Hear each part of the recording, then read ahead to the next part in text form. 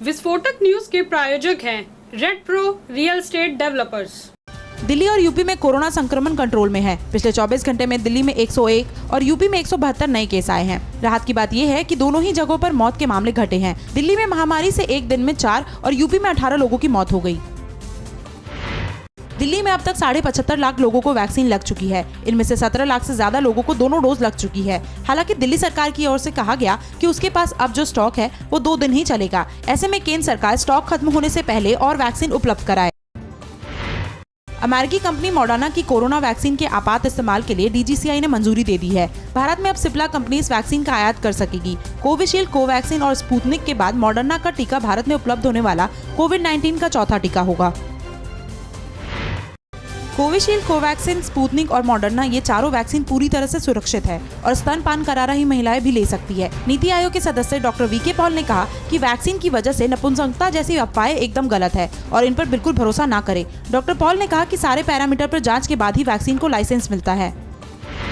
देश में जल्द ही जॉनसन एंड जॉनसन की सिंगल डोज वैक्सीन उपलब्ध हो सकती है। कंपनी ने कहा कि DGCI ने अब क्लिनिकल स्टडीज की अनिवार्यता को खत्म कर दिया है। ऐसे में यहां इस वैक्सीन की एंट्री का रास्ता आसान हो गया है। कंपनी ने कहा कि वैक्सीन को लेकर उसकी भारत सरकार से बातचीत चल रही है।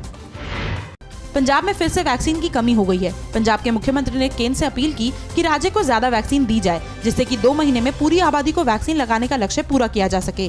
प्रदेश सरकार की ओर से बताया गया कि स्टॉक में कोविशील्ड खत्म हो चुका है, वहीं कोवैक्सीन की सिर्फ 1.13 लाख डोज बची है।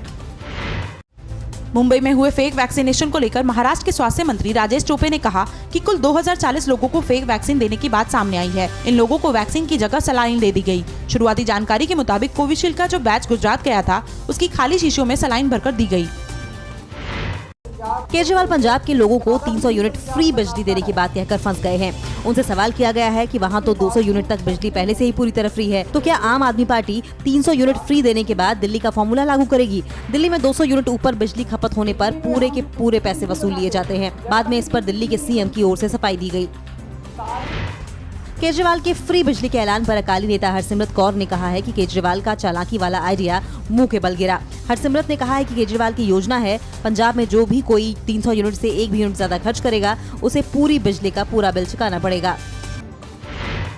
जम्मू के एयरफोर्स स्टेशन पर हुए ड्रोन हमले के बाद सरकार भविष्य में ऐसे हमले की चुनौती से निपटने के लिए रणनीति बनाने में जुट गई है। मंगलवार को हाई लेवल बैठक हुई, जिसमें PM मोदी, गृह मंत्री अमित शाह, रक्षा मंत्री राजनाथ सिंह के साथ राष्ट्रीय सुरक्षा सलाहकार अजीत डोभाल भी शामिल हुए। सूत्रों के मुताबिक बैठक में सुरक्षा बलों को आधुनिक उपकरणों से लैस करने पर चर्चा हुई। जम्मू के एयरफोर्स स्टेशन में हुए ड्रोन हमले में पाकिस्तानी आतंकी संगठन लश्कर-ए-तैयबा के हाथ होने के संकेत मिले हैं। आतंकियों का मकसद एयरबेस के एयर ट्रैफिक कंट्रोल टावर और वहां खड़े हेलीकॉप्टरों को नुकसान पहुंचाना था। हालांकि जांच में ये बात भी सामने आ रही है कि भले साजिश POK से रची गई, लेकिन ड्रोन को कंट्रोल करने वाले पाकिस्तानी घुसपैठिया जम्मू में ही मौजूद थे।